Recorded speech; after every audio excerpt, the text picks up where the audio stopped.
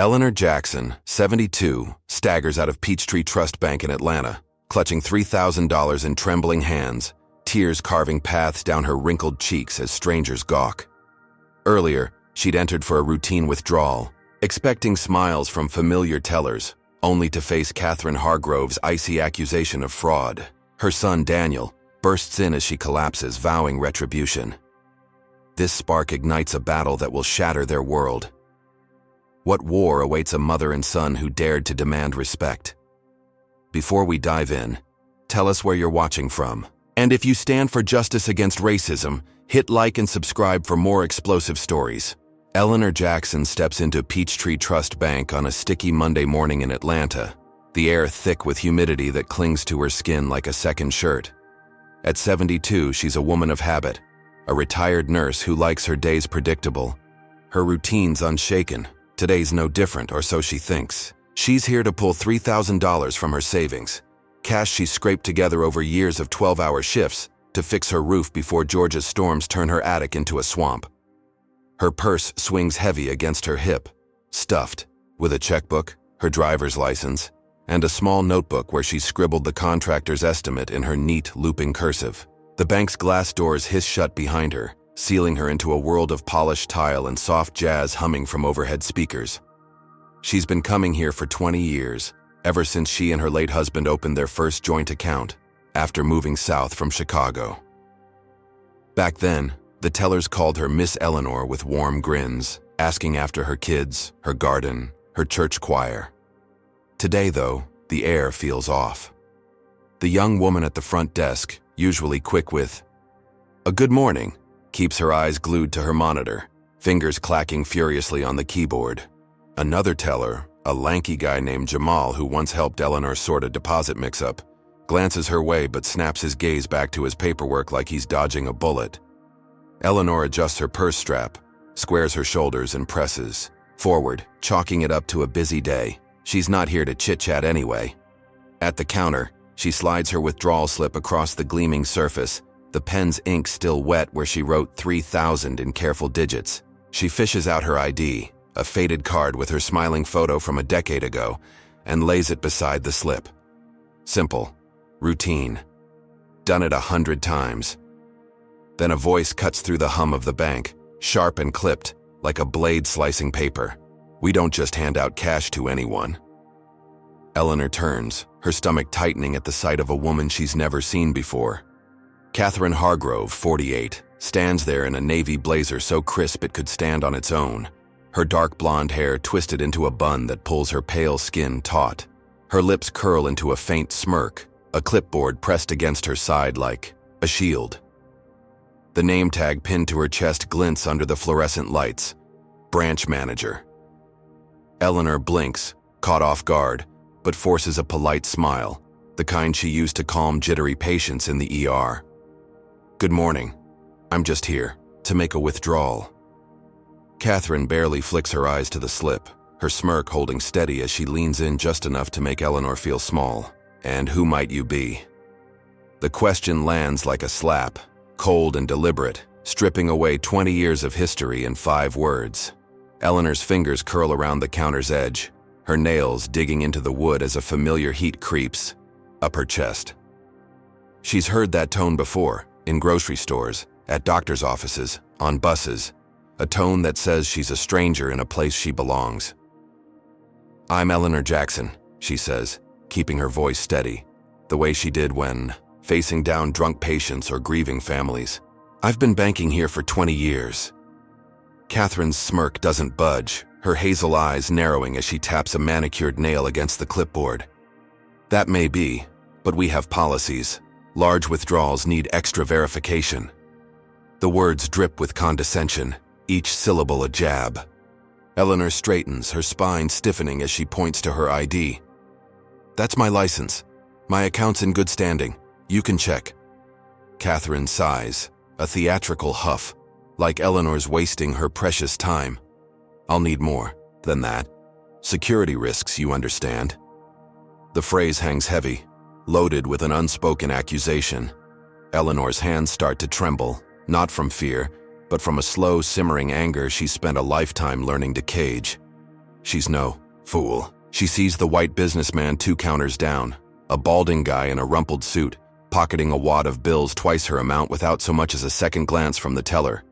No clipboard, no questions, just a nod and a "have a nice day." Her jaw tightens, but she keeps her cool, years of practice kicking in. "I've never needed more than my ID before," she says, her tone firm but measured.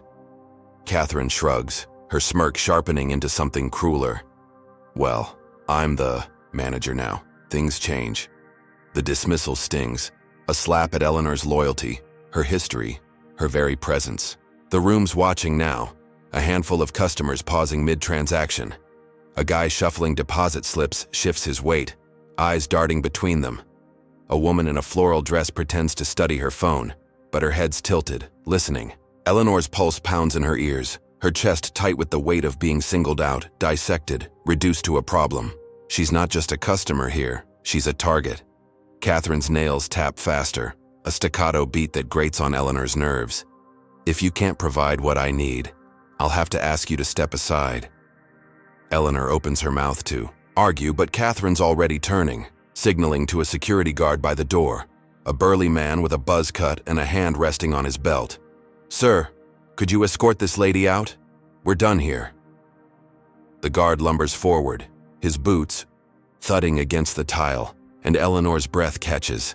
This isn't about policy. It's about power, about a woman in a blazer deciding Eleanor doesn't belong, never mind the decades she's paid into this bank, the mortgage she cleared, the savings she built.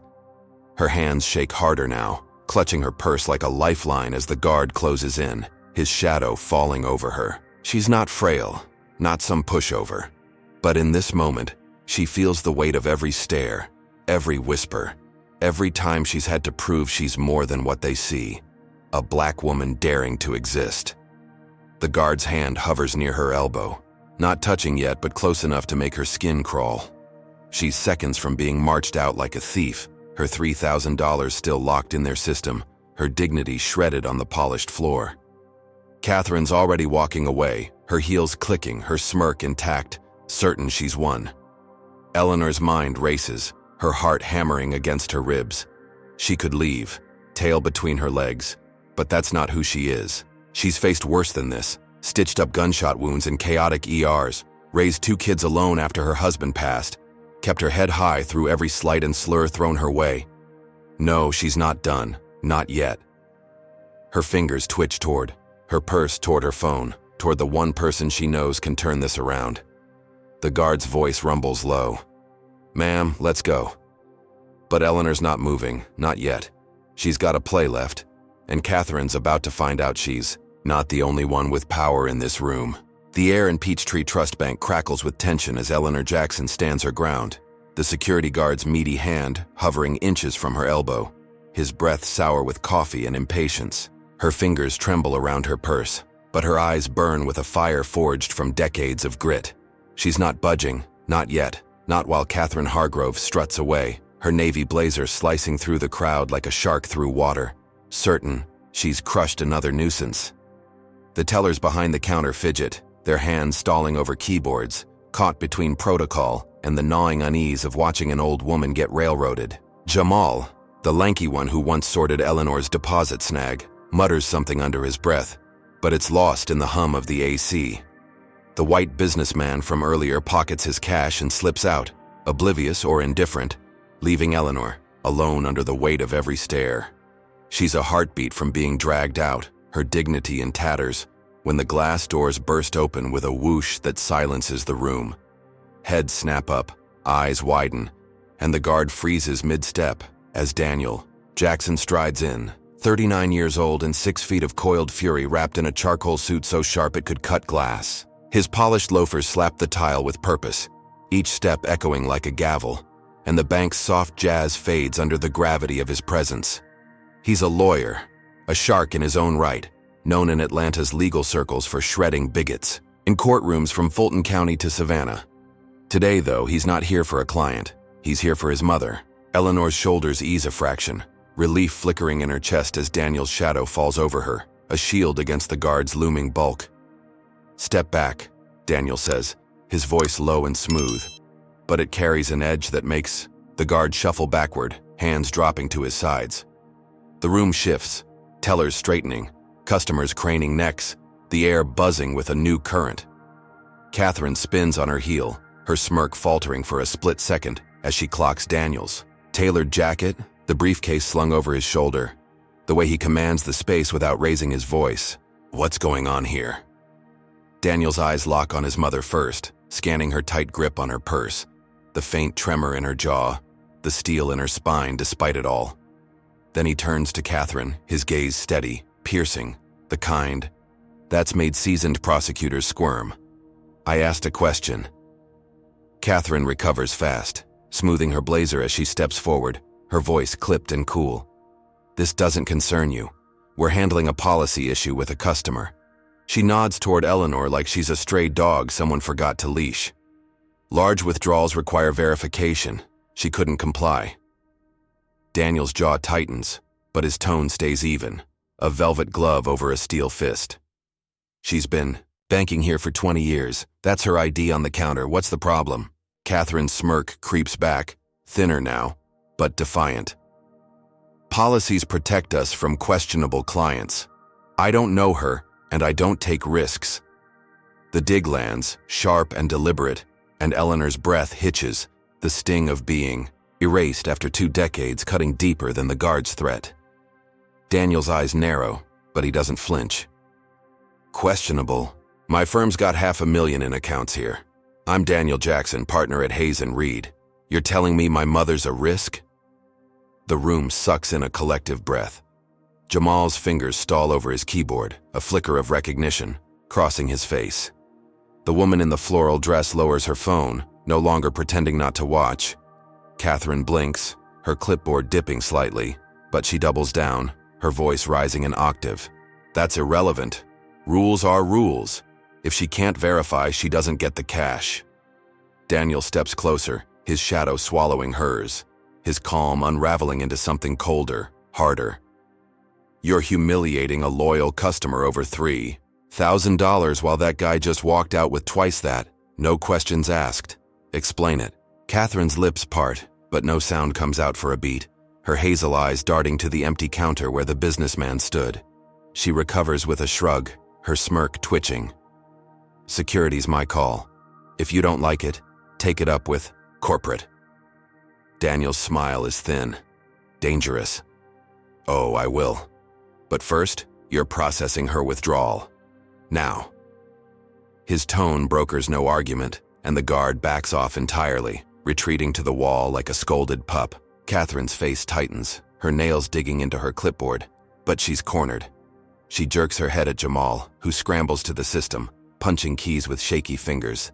Minutes tick by, the silence thick with unspoken fury, until Jamal slides 3 crisp stacks of bills across the counter. Eleanor takes them, her hands steady now, folding the cash into her purse as Daniel's arm wraps around her shoulders.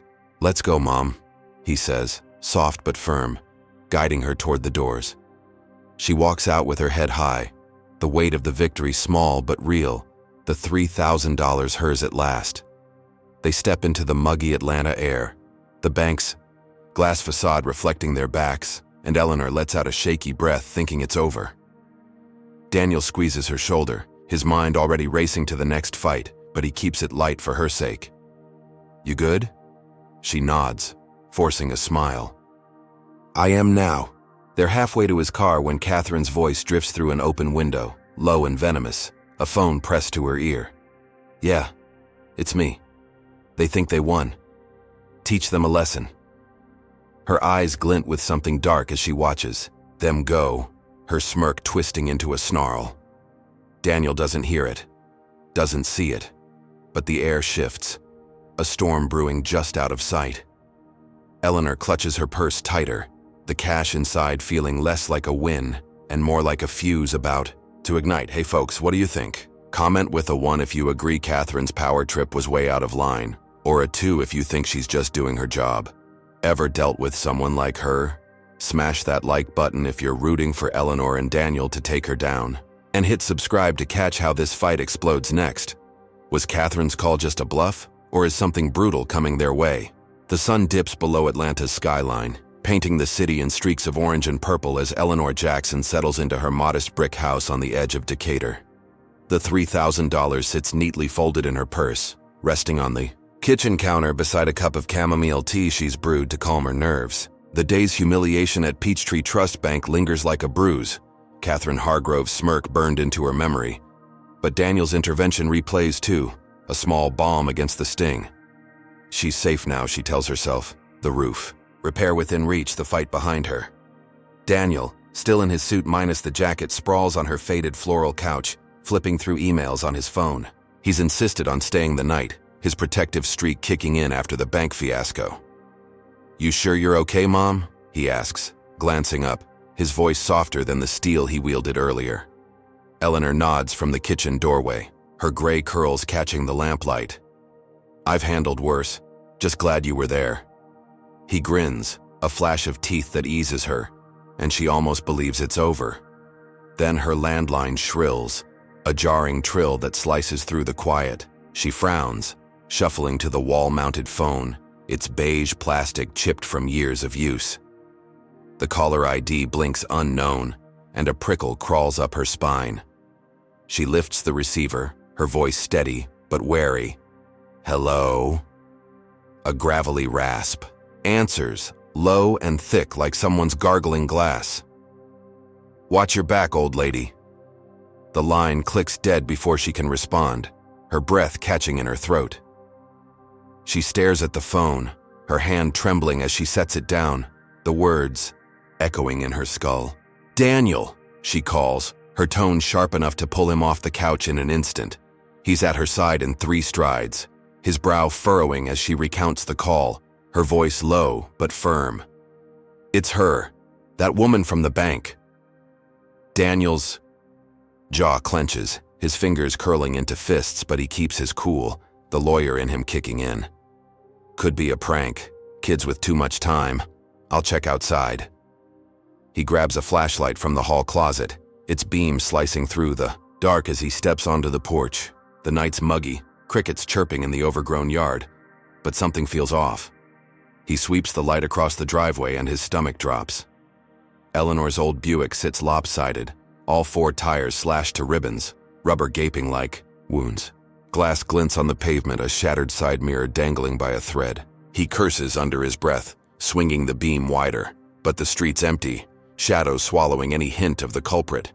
Back inside, he locks the door, his face tight as he breaks the news. Eleanor's hand flies to her chest, her tea forgotten, as she sinks into a chair.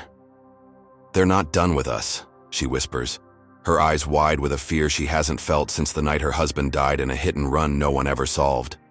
Daniel paces, his mind racing, connecting dots faster than he'd like. "Catherine's got pull. That call she made when we left, I bet it wasn't corporate." He grabs his phone, dialing 911 with a calm that belies the fury bubbling beneath. The cops arrive 20 minutes later, 2 officers in crisp blue uniforms, their flashlights bouncing off the Buick's mangled tires. The older one, a stocky, white guy with a buzz cut and a badge reading Officer Tate, scribbles in a notepad while his partner, a wiry kid barely out of training, snaps photos. Daniel lays it out. The bank incident, the threat, the vandalism, his voice clipped and precise. Tate listens, his face blank, then smirks, a slow curl of his lip that sets Daniel's teeth on edge. "Sounds like kids pulling a prank. Happens around here." He snaps the notepad shut, not even glancing at the car again. "We'll file a report, but don't expect much." Daniel steps closer, his 6-foot frame towering over Tate. "A threat on her life, then this, and you're calling it a prank?" "Check the bank's cameras, it's retaliation." Tate's smirk widens, his eyes flicking to Eleanor, who's watching from the porch, her arms crossed tight. "Bank's got nothing to do with some slashed tires. You're breaching, counselor." The younger cop shifts, uneasy, but says nothing as Tate heads back to the cruiser, his boots crunching glass. Daniel's fists ball, but he holds it together, knowing a scene won't help. The cops peel out, leaving them with a report number and a sinking feeling. Back inside, Daniel digs into Catherine's world, his phone screen glowing as he pulls up old articles, LinkedIn pages, anything. He finds it buried in a real estate blog. Catherine Hargrove, former VP at a Savannah branch, now cozy with Richard Voss, a local mogul who's flipped half of Atlanta's downtown into luxury condos. Voss's name pings a memory, a client at his firm mentioning the guy's old-school views over bourbon one night. A quick cross-check confirms it. Voss bankrolls a chunk of the precinct, his donations plastering plaques in the station lobby. Daniel's gut twists. She's not alone in this, he says, showing Eleanor the screen, her face paling as she reads. He's got the cops in his pocket. Eleanor clutches her purse, the $3,000 inside feeling less like salvation and more like a curse. What do they want? I just needed my money. Daniel kneels beside her, his hand on hers, steadying her trembling fingers. They want us quiet, scared, but they picked the wrong family. She nods, drawing strength from his resolve, but the night presses in, heavy and ominous. Hours later, as Eleanor dozes fitfully on the couch, Daniel sits at the kitchen table, staring at the cash. It's not just about the roof anymore, it's a target, a beacon drawing vultures who won't stop at tires. He checks the locks again, the windows, the deadbolt, his mind churning. Catherine's call wasn't a bluff, and Voss isn't some petty thug. This is a machine, oiled with money and hate, and they're caught in its gears. The slashed tires are a warning shot, a promise of worse to come. Outside, a dog barks in the distance, sharp and sudden, and Daniel's head snaps up, his pulse racing. The night's too still, too quiet, and he knows sleep won't come. Not tonight, not until he figures out how to hit back. The morning sun creeps over Atlanta's jagged skyline, spilling weak light through the curtains of Eleanor Jackson's Decatur home, where the air still reeks of chamomile and dread. She's slumped on the couch, a quilt draped over her knees, her gray curls matted from a night of restless tossing. The slashed tires on her Buick gleam through the window, a jagged reminder of the threat that woke her every hour. That gravelly voice hissing, "Watch your back," in her ears. Daniel Jackson paces the kitchen, his charcoal suit swapped for a rumpled t-shirt and jeans, his phone pressed to his ear as he barks at a locksmith to triple secure the house. He's barely slept, his eyes bloodshot but sharp, fueled by a mix of fury and adrenaline. The cop's smirking dismissal last night, tied to Richard Voss's dirty money, sits like acid in his gut. He's not letting this slide. Eleanor stirs, her voice hoarse as she calls out, "You're wearing a hole in my floor, son." He pauses, forcing a grin that doesn't reach his eyes. "Just making sure they don't get in again." She nods, clutching the quilt tighter, but her face betrays the fear she's trying to bury. Daniel's done waiting for answers to fall in his lap. He dives back into his phone, fingers flying as he pulls up every scrap he can find on Catherine Hargrove. Her LinkedIn's polished all buzzwords and banking awards, but he digs deeper, cross-referencing old news clips and employee forums. Pay dirt hits in a buried Savannah Gazette article from 6 years back. Catherine, then a VP, caught flack for freezing black clients' accounts over suspicious activity, only to back off when lawsuits loomed. Complaints piled up, but she skated every time, her career climbing while others sank. Daniel's jaw tightens as he pieces it together, her smirk at the bank flashing in his mind. This isn't new for her, it's a playbook. He screenshots it all, building a file, his lawyer brain kicking into overdrive. She's done this before, he tells Eleanor, showing her the article, her eyes narrowing as she reads. Same game, different city. Eleanor's voice hardens, the nurse who faced down chaos resurfacing. Then we stop her. Daniel's already moving, his plan snapping into focus. He storms back to Peachtree Trust Bank by noon, the muggy heat sticking, his shirt to his back as he pushes through the glass doors. The tellers flinch at his return, Jamal's eyes darting to the counter like he's bracing for round 2. Catherine's at her desk, her navy blazer pristine, her bun tighter than ever, barking orders into a headset. She doesn't see Daniel until he's 3 feet away, slamming a formal complaint onto her desk, the paper thudding like a gunshot. "You're done playing games with my mother," he says, his voice low and lethal. "This goes to your CEO unless you explain why her history here means nothing to you." Catherine's head snaps up, her hazel eyes flashing, but she recovers fast, leaning back with a scoff. "You're wasting your time. Policy's policy." Daniel doesn't blink. "Policy that only hits certain people? I've got proof you've pulled this before. Savannah, ring a bell?" Her smirk twitches, a crack in her armor, but she holds firm. "Take it up with legal. I've got a bank to run." He doesn't budge, pulling out his phone and tapping open Twitter. "Fine, let's see how your CEO likes this." He fires off a post, tagging Peachtree Trust's corporate account and the CEO's personal handle. "Branch manager Catherine Hargrove humiliates 20-year customer over $3K withdrawal. Same racist stunts from Savannah. Who's accountable?" He attaches the article, hits send, and watches the retweets climb. 10, 20, 50 in minutes. Catherine's face pales, her clipboard clattering to the desk as she scrambles for her phone.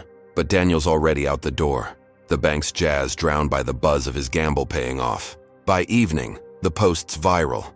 Hashtags like "Justice for Eleanor" trending as strangers pile on, sharing their own bank horror stories. Eleanor watches from her couch, a flicker of pride cutting through her exhaustion as Daniel refreshes the feed. "You're stirring a hornet's nest," she says, half worried, half awed. He grins, real this time. "Good. Let him sting." The next morning, a call comes from Peachtree's regional office. Catherine's suspended pending review, effective immediately. A clipped voicemail citing public concern. Daniel plays it on speaker, and Eleanor's lips curve into her first real smile in days, the weight lifting just enough to breathe. "We got her," she whispers, her hands steady as she sips cold tea. Daniel nods, sinking into the couch beside her, the fight's toll etched in the lines around his eyes. They've won a round, a big one, and for a moment, the slashed tires, the threat, the bank's cold shoulder fade into the background. Justice feels close, tangible, a prize they've snatched from Catherine's grip. They spend the afternoon planning, Daniel sketching out a harassment suit, Eleanor insisting on a new car lock, both of them daring to hope the storm's past. He steps outside to call his firm, pacing the driveway, the ruined Buick a silent witness to their defiance. The air's thick, the sun dipping low, and he's mid-sentence with a paralegal when a truck roars around the corner, black and jacked up, its headlights blinding. He squints, raising a hand, but it doesn't slow. The wheel jerks and it slams into him, tires screeching as he's thrown 10 feet into a ditch, his phone skidding across the asphalt.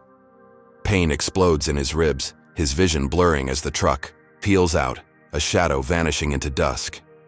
He groans, blood trickling from a gash on his forehead, and fumbles for his phone, its screen cracked but glowing. A note's pinned under the case, scrawled in jagged ink. "Back off, or she's next." His heart hammers, Eleanor's name ripping from his throat as he staggers to his feet, the victory from hours ago crumbling into dust. The bank's suspension wasn't the end, it was a spark. Catherine's not alone, and Voss's machine is rolling, its gears grinding toward them both. Daniel stumbles back to the house, his suit torn, his breath ragged, the note crumpled in his fist.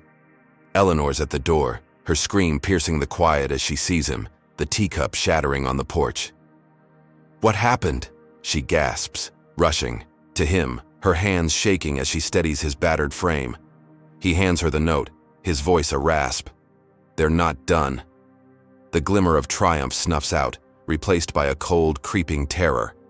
This isn't over. It's just begun. Daniel Jackson limps back into Eleanor's Decatur home, blood crusting on his forehead, his ribs screaming with every step as his mother's shattered teacup glints on the porch. The note, "Back off, or she's next," burns in his fist, a jagged promise from the black truck that smashed him into the ditch hours ago.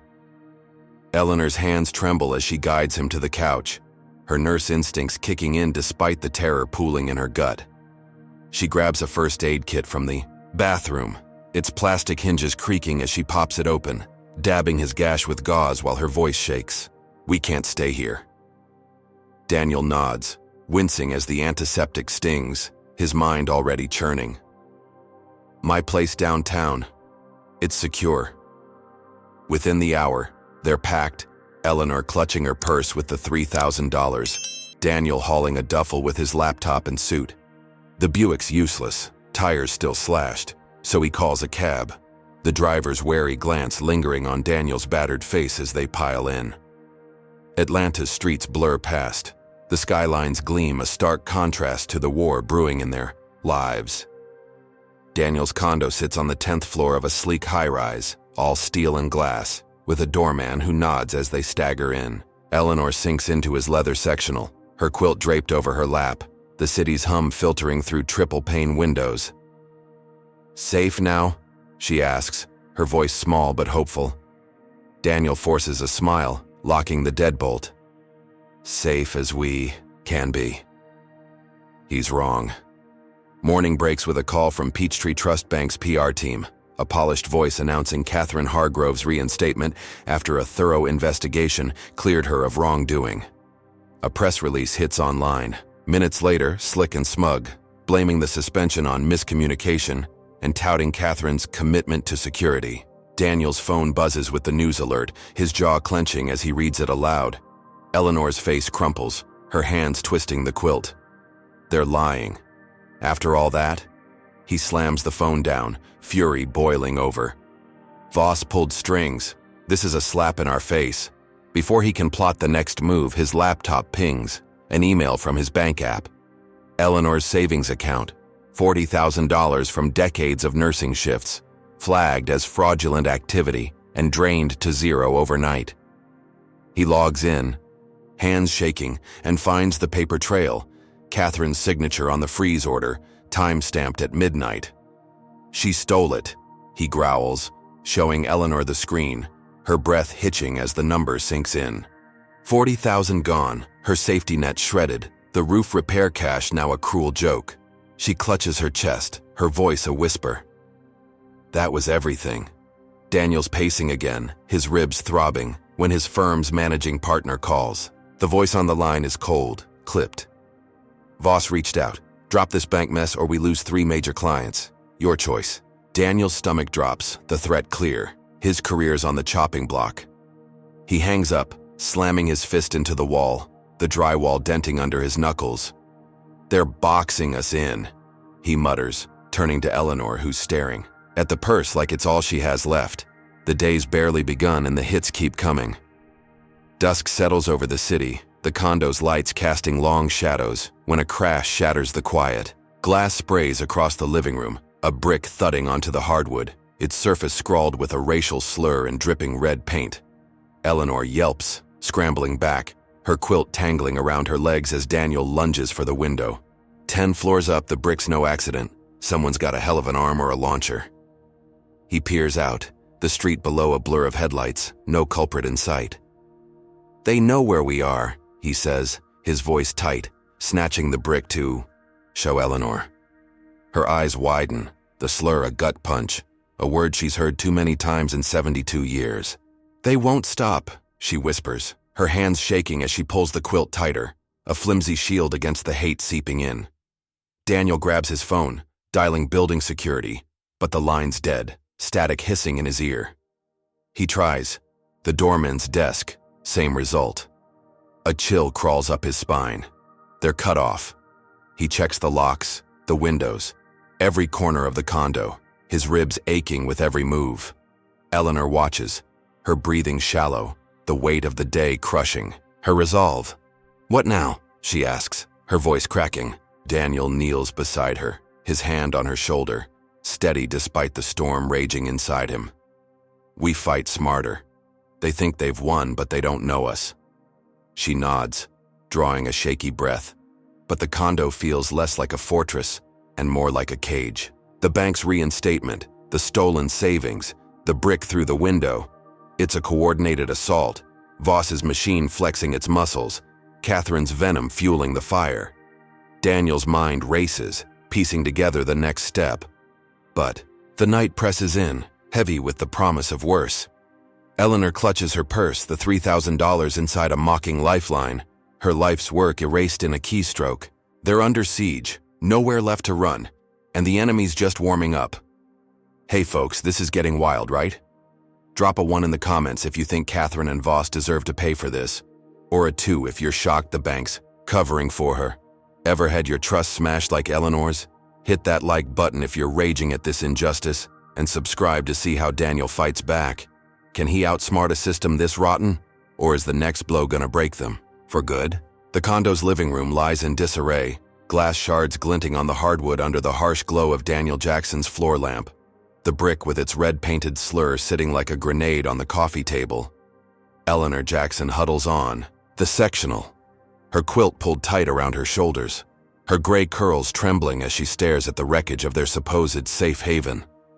The stolen $40,000, Catherine Hargrove's smug reinstatement, and now this violent breach have stripped her bare, leaving her 72 years feeling heavier than ever. Daniel stands by the shattered window, his ribs throbbing from the truck hit, his blood-crusted forehead a map of their war. His phone's dead from the cut lines, but his laptop hums on the counter, a lifeline he's about to wield like a blade. They think they've got us cornered, he says, his voice low and fierce, turning to Eleanor with a fire in his eyes she hasn't seen since he won his first case. They're wrong. She nods, her nurse's resolve flickering back, faint, but stubborn. What's the plan? Daniel doesn't answer yet, his fingers already flying across the keyboard, pulling in allies he's kept in his back pocket. He texts Jamal Carter, an old college buddy turned investigative journalist at the Atlanta Chronicle, with a clipped message. Need you. Bank scandal. Now. Then he pings Riley Tate, a hacker ex-client he bailed out of a cybercrime rap. Her skills a debt he's calling in. Dig into Peachtree Trust deep. Within an hour, Jamal's at the condo door, his lanky frame hunched in a hoodie, a notepad tucked under his arm. Riley's on a secure video call, her neon-lit room a stark contrast to the chaos here, her fingers poised over a rig that hums with illicit promise. Daniel lays it out, the bank humiliation, the slashed tires, the truck attack, the stolen savings, the brick, every punch tied to Catherine and Richard Voss. Jamal's pen scratches fast, his brow furrowing. This is big, systemic. Riley smirks, her screen flashing code. Give me 2 hours. I'll crack their dirt wide open. By midnight, Riley delivers, a digital gold mine spilling across Daniel's laptop. Emails between Catherine and Voss, her pushing for problem clients to be flagged, him wiring funds to cover her tracks. One thread ties Voss to a shell company that's funneled cash to half the precinct's brass. Daniel's pulse races as he hands it to Jamal, who crafts a bombshell piece for the Chronicle site. Peachtree Trust Manager targets black clients, backed by real estate tycoons' dirty money. It goes live at dawn, the headline screaming across Atlanta's screens, and the city ignites. By noon, protesters swarm Peachtree Trust's downtown branch, a sea of signs and chants. Justice for Eleanor, echoing off the glass facade. Daniel watches from the condo, streaming it live on his cracked phone, the feed shaky but electric. Eleanor stands beside him, her quilt forgotten, her eyes wide as her name ripples through the crowd. They're with us, she whispers, a spark of vindication cutting through her exhaustion. The story spreads, retweets hitting thousands, news vans clogging Peachtree Street as the bank's stock dips 5 points in an hour. Catherine's hauled into a PR nightmare, her navy blazer rumpled as she faces cameras outside, her voice tight with forced calm. This is a misunderstanding. I've always prioritized security. The crowd boos, a reporter shoving a mic in her face. What about Eleanor Jackson's $40,000? Catherine's smirk cracks, her hazel eyes darting, and she stammers, no comment, before ducking back inside. Hours later, a press conference streams live. The bank's regional director, a slick suit named Andrew Klein, announcing Catherine's temporary leave to address public concerns. She steps up, her bun unraveling, her face a mask, of rage barely held as she chokes out an apology. If anyone was offended, I regret it. That was never my intent. Daniel snorts, his ribs aching as he leans into the screen. Too late for that. Eleanor's lips curve, a faint smile breaking through, the first real one since the bank's doors swallowed her pride. She's squirming, she says, her voice steadying, the weight of the fight lifting just enough to breathe. They've cornered her, turned her power into a liability, and for a moment it feels like triumph. The condo's a fortress again, the shattered window taped with cardboard, the brick stashed as evidence. Daniel sinks beside Eleanor, his laptop warm from overuse, the protest chants filtering through the walls. "We hit them hard," he says, his hand on hers, steadying her trembling fingers. She nods, her eyes on the screen. The crowd's roar a lifeline. "You did good, son." They're riding the high, plotting next steps, a lawsuit, a federal tip-off, when the door explodes inward, wood splintering under a battering ram. Cops swarm in, 6 of them, guns drawn, badges flashing, their boots crunching glass.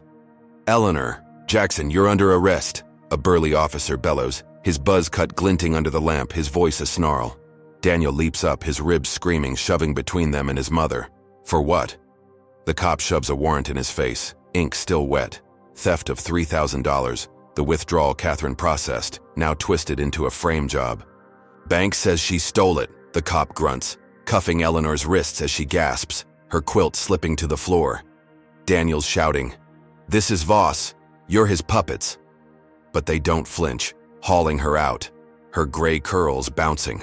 As she stumbles, he lunges after them, but a baton cracks his knee, dropping him to the hardwood, his vision swimming as they drag her to a cruiser.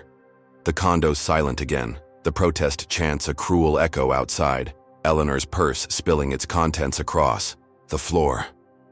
Daniel crawls to it, his hands shaking as he clutches the $3,000, the victory from hours ago a mocking lie. Catherine's apology was a feint, Voss's counterpunch landing hard, and now Eleanor's gone, framed for her own money in a precinct that's already sold its soul. He staggers to his feet, blood dripping from his knee, the fight far from over, the machine roaring back with teeth bared. Eleanor Jackson sits on a cold steel bench in a Fulton County holding cell, the clang of the bars still ringing in her ears as the fluorescent lights buzz overhead, casting harsh shadows on her wrinkled face. Her wrists ache from the cuffs, now removed, leaving red welts on her skin, a cruel souvenir of the cops who dragged her from Daniel's condo hours ago. The charge, stealing her own $3,000, twists in her gut like a knife. Catherine Hargrove's frame job sinking, deeper with every tick of the clock. Her gray curls hang limp, her quilt left behind, and the cell's damp air seeps into her bones, a far cry from the ERs she once ruled with steady hands. She's alone, the other inmates eyeing her warily. A 72-year-old grandmother caught in a trap she can't fathom. Outside, Daniel Jackson limps across the precinct parking lot, his knee throbbing from the baton hit, his ribs a dull roar as he clutches his phone, its cracked screen glowing with desperation. The protesters' chants from Peachtree Trust fade in the distance, their victory snatched away by Voss's puppet cops. He dials his firm, begging for backup, but the managing partner's voice cuts through, icy and final. "You're off the roster, Jackson. Voss's clients pulled out, we're done." The line goes dead, his career gutted in 10 seconds flat, leaving him with nothing but a busted knee and a mother behind bars. He slams his fist into a lamppost, the metal ringing, blood trickling from his knuckles as he fights the urge to scream. Eleanor's arraignment comes fast, a sham hearing in a cramped courtroom where the judge, a wiry man with a Voss-donated gavel, denies bail without blinking. "Flight risk," he mutters, his eyes avoiding hers, the warrant's ink, a lie stamped. "With precinct approval." Daniel's there, barred from arguing her case, his law license useless as a fired associate.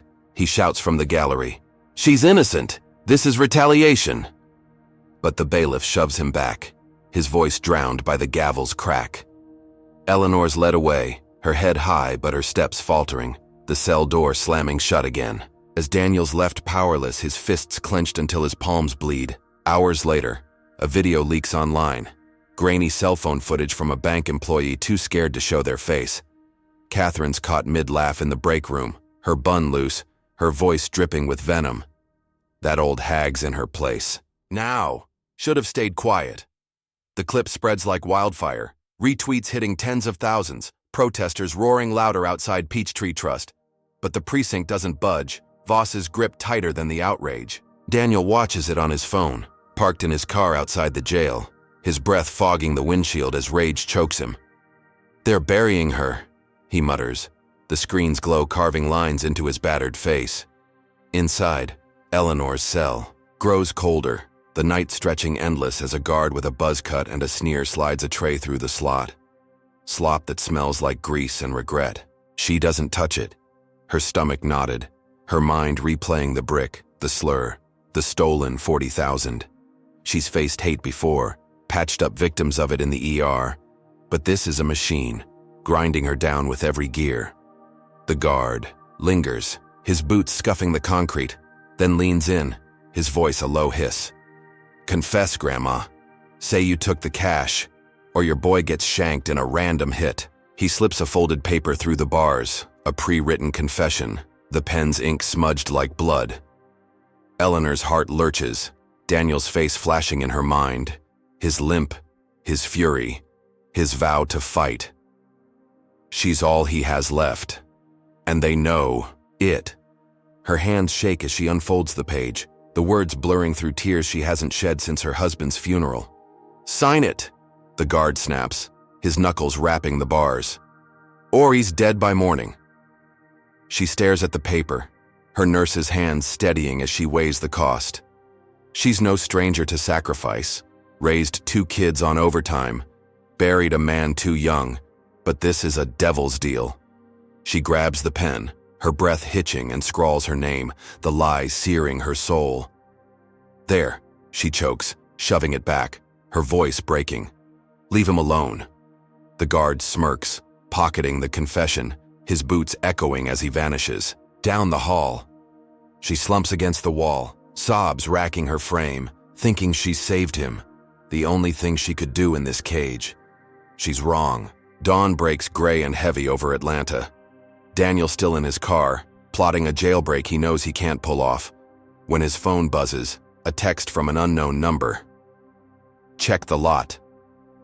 He stumbles out, his knee buckling, and finds 3 men waiting, hoods up, fists clenched. They don't speak, just swing, boots slamming into his ribs, fists cracking his jaw, a pipe smashing his shoulder as he crumples to the asphalt. Blood pools under him, his vision fading, the men melting into the mist as sirens wail too late. He groans, clawing for his phone, its screen black now, and finds a note tucked in his pocket. She signed, "You're next." His heart stops, Eleanor's sacrifice a lie, the beating a brutal encore to her confession. The precinct looms across the street, its lights mocking him as he drags himself up, blood dripping onto the note, his mother's name, a scream in his throat. She gave in to save him, and they hit harder anyway. Voss's machine laughing at her tears, Catherine's voice echoing in that video. A taunt from a woman who's won again. Daniel staggers to his car, his body broken, his career gone, his mother locked in a lie, the system's betrayal complete. He grips the steering wheel, pain searing every breath, and vows they'll pay, even if it kills him. The darkest hours here, and it's suffocating.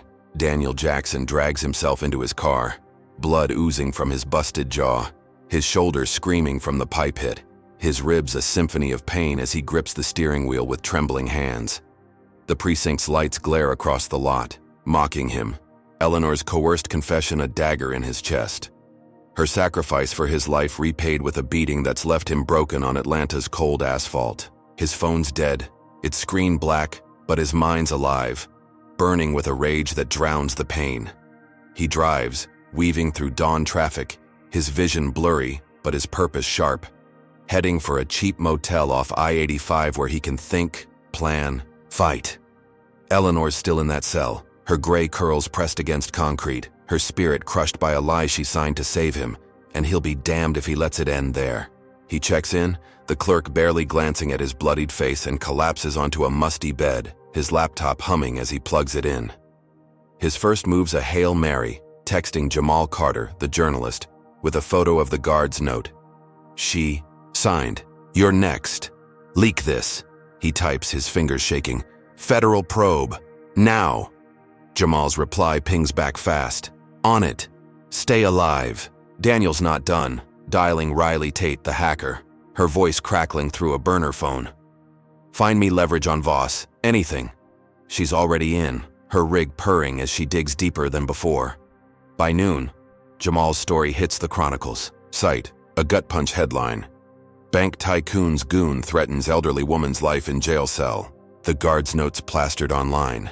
Eleanor's scrawled signature a rallying cry, and Atlanta explodes again. Protesters flood Peachtree Trust, their chants shaking the glass, signs reading, "Free Eleanor," and "Voss must fall," clogging the street.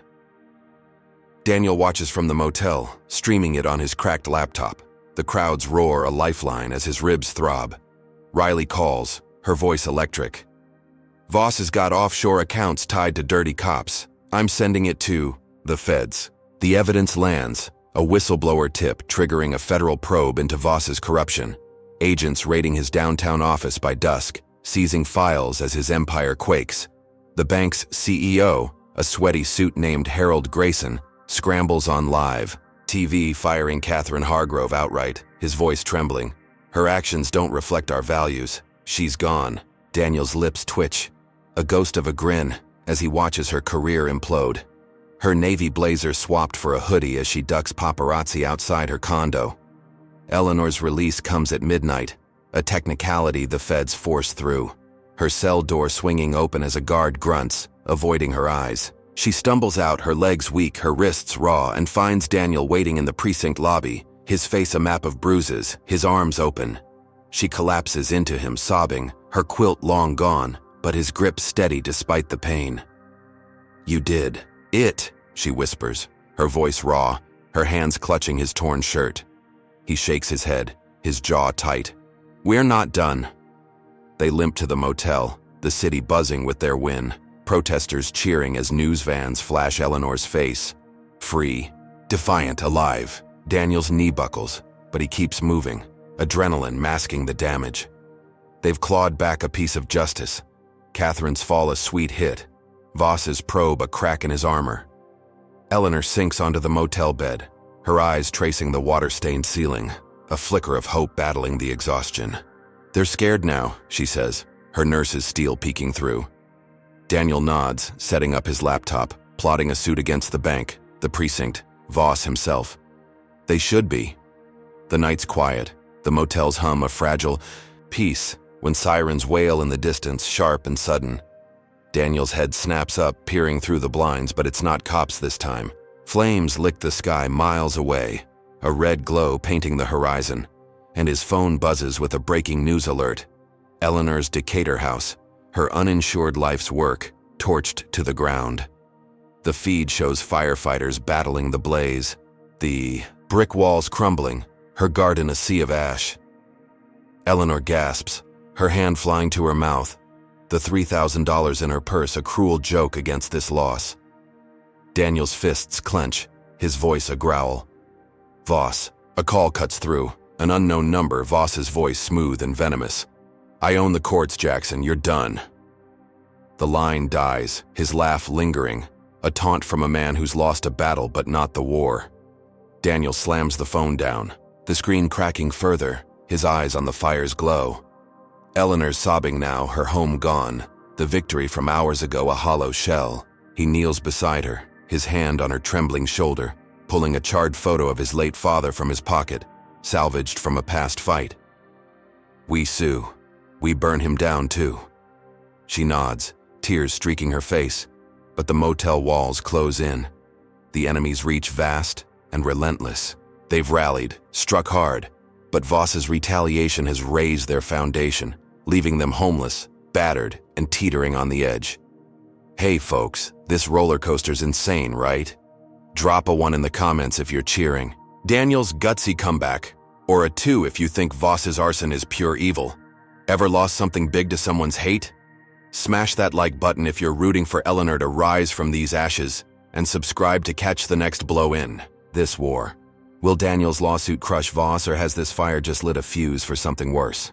The motel room hums with tension, the flicker of Eleanor Jackson's burning Decatur home still glowing on Daniel's cracked laptop screen, the charred remains of her life smoldering miles away under Atlanta's smoky dawn. She sits on the sagging bed, her gray curls limp against her tear-streaked face. her hands clutching the purse with its $3,000. A pitiful shield against the loss of everything else. Daniel stands by the window, his bruised jaw clenched, his shoulders stiff from the pipe hit, his ribs a dull ache as he stares at the horizon where Voss's retaliation has painted the sky red. The motel's stale air chokes him, but his mind's a furnace, forging a plan from the ashes of their latest defeat. "We're not running," he says, his voice a low growl, turning to Eleanor with eyes that burn through the pain. She nods, her nurse's grit flickering back, faint but fierce. "Then we hit harder." He's already on his burner phone, texting Riley Tate the hacker with a single word, "More." She's back in an hour, her voice crackling through the line, electric with discovery. "Voss is tied to a militia group, racist bastards with guns and cash. I've got bank records, meeting logs, the works." Daniel's pulse spikes, his fingers flying as he forwards the haul to Jamal Carter, the journalist, and the feds, a double-barreled shot at Voss's empire. By noon, federal agents swarm Peachtree Trust's downtown branch, their black SUVs clogging the street, battering rams splintering doors as they seize servers and files. The news streams live, choppers buzzing overhead, a reporter shouting, "Major corruption probe underway." Daniel watches from the motel, his laptop balanced on a rickety table, the raid a crack in Voss's armor he's pried open with Riley's dirt. Eleanor's beside him, her breath shallow, the fire's sting still raw, but a flicker of hope glints in her eyes. "They're moving," she whispers, her hands steadying on the purse. The feds hit Voss's office next, his glass tower a beehive of chaos as agents haul out boxes, his empire teetering on the edge. Catherine Hargrove's nowhere in sight, her firing a loose thread Voss can't afford, and Daniel's betting she's running scared. He's wrong. She resurfaces at dusk, a ghost in a hoodie slipping into a precinct backroom, her bun gone, her face tight with desperation. She's got forged docs, cooked up with Voss's last loyalists, pinning Daniel for embezzling 50 grand from Peachtree Trust's accounts. The evidence lands on a Fed's desk mid-raid, a slick PDF with his name in bold, and the tide turns. Agents storm the motel, boots thudding up the stairs, guns drawn as they kick the door in. "Daniel Jackson, you're under arrest," a gruff voice bellows, cuffs snapping on his wrists as he's yanked from the chair, his laptop clattering to the floor. Eleanor screams, lunging forward, but a cop shoves her back, her purse spilling its cash across the stained carpet. "This is a lie," Daniel roars, his ribs flaring as they drag him out, the forged docs waved in his face. "Tell it to the judge," the agent snaps, his badge glinting as they haul him to a van. His evidence, Riley's haul, the militia link, all dismissed in the chaos, Voss's machine spinning a new web. Eleanor's alone now, the motel room a war zone, her hands shaking as she scoops up the $3,000. The Fed's gone with her son in cuffs. She's 72, homeless, her savings stolen, her house ash, and now Daniel's locked in a cell, framed by a woman they thought they'd buried. Her phone buzzes, a call from a blocked number, Catherine's voice slithering through, calm and cruel. "Confess to the fire, or he rots in prison. Your choice." The line cuts, her laugh a blade in Eleanor's gut, and she drops the phone, her breath hitching as the walls close in. She stumbles outside, the motel's neon sign buzzing, her legs weak but moving, instinct driving her to a gas station 2 blocks down. She buys a burner phone with trembling hands, the clerk's bored stare missing her panic, and dials Riley, her voice a rasp. "They've got Daniel. Help me." Riley's on it, tracing Catherine's call, but the night's not done. Headlights flare behind Eleanor as she trudges back, a pickup roaring up, militia goons in camo spilling out. They don't speak, just grab her tires from a rusted sedan parked nearby, slashing them with switchblades, their boots crunching gravel as they vanish into the dark. She freezes, the burner slipping in her sweaty palm, the motel a distant speck. As she's stranded, hunted, the enemy's reach tightening. She limps back, her knees buckling, the $3,000 a dead weight in her purse, Catherine's threat echoing in her skull. Daniel's in a holding cell miles away, his cuffs biting his wrists, his mind racing as he pieces it together. Catherine's not finished. Voss's militia a wild card, the feds duped by a lie. He bangs on the bars, shouting for a lawyer, his voice hoarse. But the guard smirks, a Voss pawn ignoring him. Eleanor reaches the motel, collapsing on the bed, her breath ragged, the slashed tires a fresh wound on top of the fire, the arrest, the confession. She clutches the burner, Riley's voice a faint lifeline. "I'm working it. Hang on." But the room spins, the war exploding beyond their grasp, Voss's machine striking from every angle. Daniel's framed, Eleanor's trapped, and the feds are blind, the raid a distraction from the real fight. The stakes have blown wide open and they're teetering on the brink. Eleanor Jackson slumps on the motel bed, her breath shallow, the burner phone trembling in her hands as the neon sign outside buzzes like a swarm of flies. The slashed tires of the sedan she'd spotted nearby echo the militia's parting shot, their camo-clad shadows long gone into Atlanta's humid night, leaving her stranded and exposed. Her gray curls cling to her sweat-damp forehead, her purse with its $3,000 a useless anchor beside her, Catherine Hargrove's voice still slithering through her skull. "Confess to the fire, or he rots in prison." Daniels, in a cell miles away, framed for embezzlement, his fight snuffed by Voss's forged lies. And she's alone, 72 years old. Her home ash, her savings gone, her son stolen by a system that's chewed them to the bone. She dials Riley Tate, the hacker, her voice a cracked whisper. "They've got him. I'm next." Riley's reply crackles through, urgent but steady. "I've got Catherine's call logged, sending it now." Minutes later, the recording hits Jamal Carter's inbox. The journalist wasting no time, he airs it live on the Chronicle's stream. Catherine's threat booming through Atlanta's airwaves, her calm cruelty a match to the gasoline of public rage. "Confess to the fire or he rots," she sneers, the audio raw and unfiltered, and the city erupts again. Protesters flood the precinct, their chants shaking the bars, signs demanding Eleanor's freedom, Daniel's release, Voss's head. The feds pivot, agents storming a safe house where Catherine's holed up, her hoodie swapped for a rumpled blazer as they cuff her mid-call, her hazel eyes wild with panic. "This is a mistake," she shrieks, but the door slams shut. Her second arrest a lifeline Daniel clings to from his cell. By dawn, he's freed, the forged docs unraveling under Riley's counter-evidence, the feds grudgingly admitting their error. He staggers out, his wrists raw, his jaw swollen, and races to the motel, his battered frame a testament to their war. Eleanor's waiting, her arms open, and they collide, her sobs muffled in his torn shirt, his grip tight despite the pain. "You're safe," he rasps, but the words barely land before sirens wail again, sharper, closer. Headlights flood the lot, a van screeching to a stop. And Richard Voss emerges, his tailored suit pristine, his gray hair slicked back, a pistol gleaming in his hand. Two militia goons flank him, their rifles cocked, their faces masked in shadow. "You don't quit, do you?" Voss snarls, his voice smooth as oil, stepping forward as Daniel shoves Eleanor behind him. "You burned my house," she spits, her nurse's steel flaring, but Voss laughs, cold and hollow.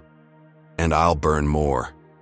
He nods, and the goons lunge, one pistol whipping Eleanor across the temple, her body crumpling to the gravel as Daniel roars, tackling the other. Fists fly, blood sprays, his ribs cracking anew, but Voss grabs Eleanor, dragging her limp form into the van, her gray curls bouncing as the door slams. Daniel's pinned, a rifle barrel jammed in his chest, Voss's voice cutting through. "Retract it all or she's dead." He pulls out a phone, live streaming to his militia's dark web channel, Eleanor tied to a chair, a gun pressed to her head, her eyes fluttering open in terror. "Do it, Jackson," Voss growls, the feed live, thousands, watching as Daniel's shoved to his knees. He's got no choice.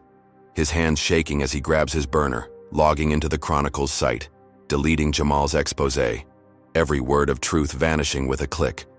Tears stream down his face, his voice breaking as he mutters, "It's done." Voss smirks, pocketing the phone, the live stream cutting to black. "Good boy."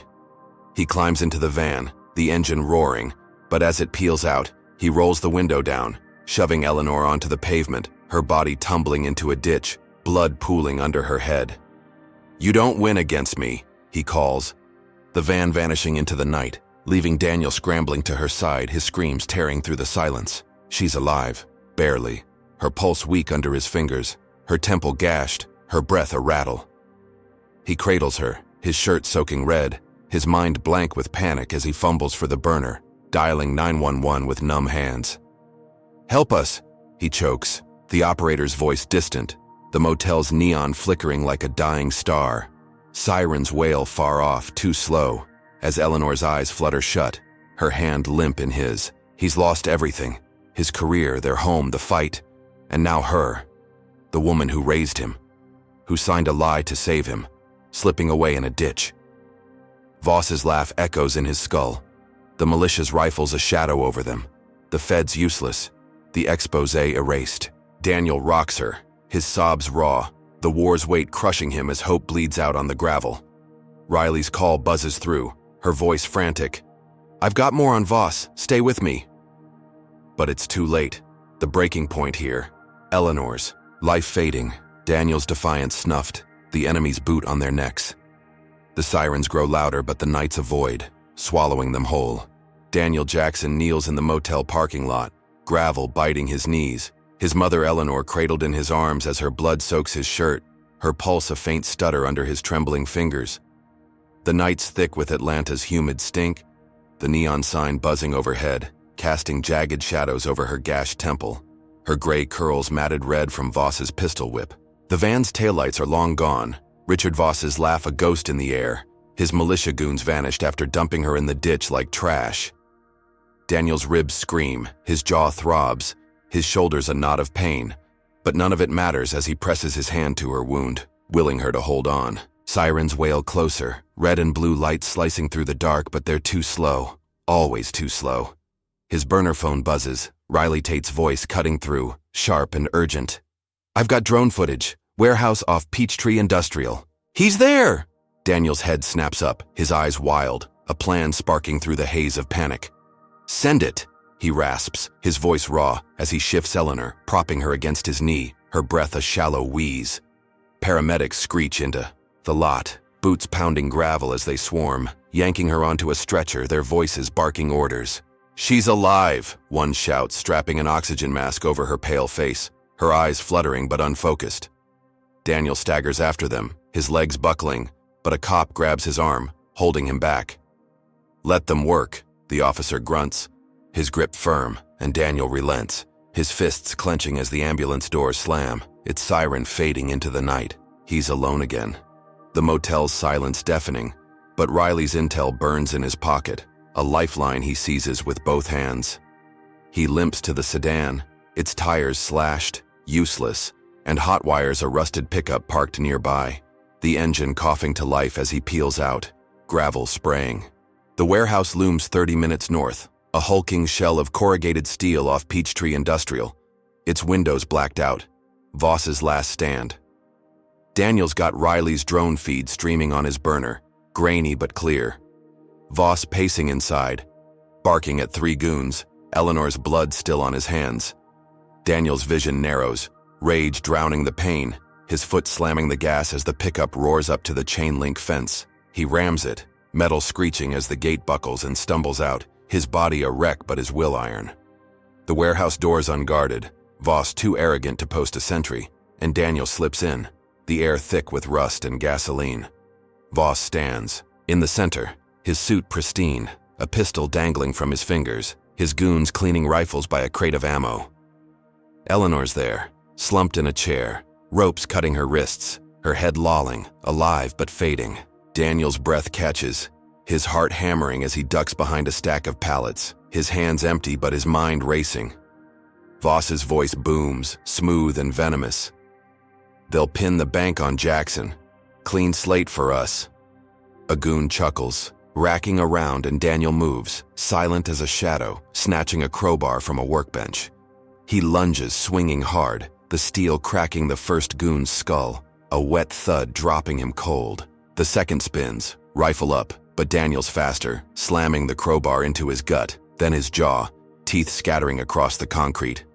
Voss pivots, his pistol snapping up, but Daniel dives, tackling Eleanor's chair, tipping her free as a shot rings out, grazing his arm, blood blooming on his sleeve. He rolls, dragging her behind a crate, her ropes fraying as he tears them loose with shaking hands. "Stay down," he hisses, her eyes flickering open, dazed but alive. Voss stalks forward, his gray hair wild now, his smirk gone, replaced by a snarl. "You're a dead man, Jackson." He fires again, splinters exploding above them, and Daniel's ribs flare, his strength ebbing, but he spots the third goon flanking, rifle raised. He hurls the crowbar, a desperate throw, catching the guy's temple, dropping him in a heap. It's just Voss now, his pistol steady, closing in, but sirens wail outside, sharp and sudden, feds finally catching the scent. Daniel grabs Eleanor, hauling her up, her weight sagging against him as he staggers for the door. Voss fires, a slug ripping through Daniel's calf, blood pooling in his shoe, but he keeps moving, adrenaline a roaring tide. They burst out, the night alive with flashing lights, agents swarming the fence, rifles trained as Voss bolts the other way, vanishing through a back exit into the woods. Daniel collapses, Eleanor in his arms, her pulse stronger now, her breath, ragged but real.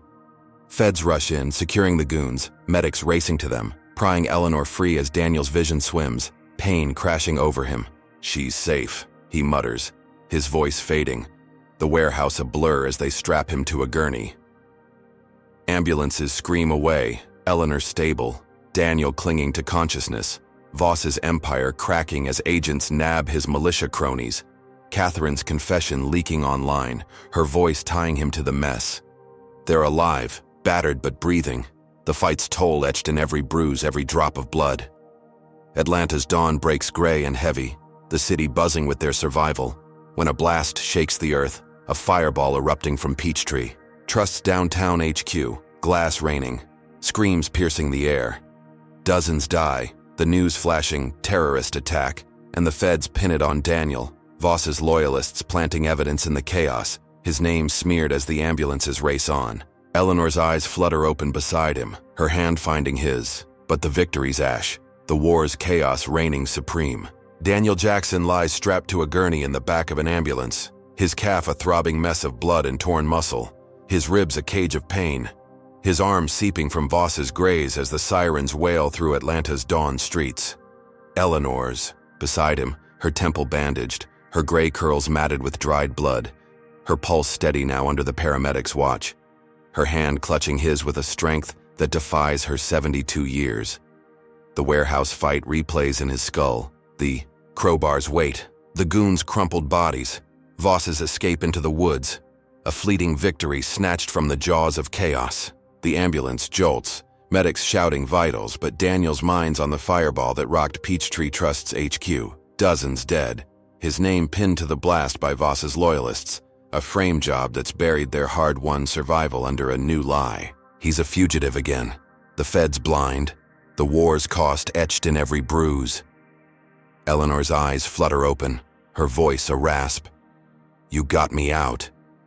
He squeezes her hand, his throat tight. Not enough. They reach Grady Memorial, medics, wheeling them into the ER, the sterile stink of antiseptic cutting through the blood and sweat.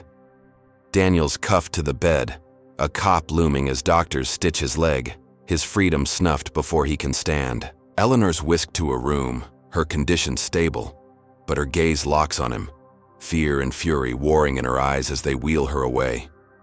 He's alone, the cuffs biting his wrists, his phone confiscated, his fight stalled, when the precinct hauls him and hours later, his wounds still raw.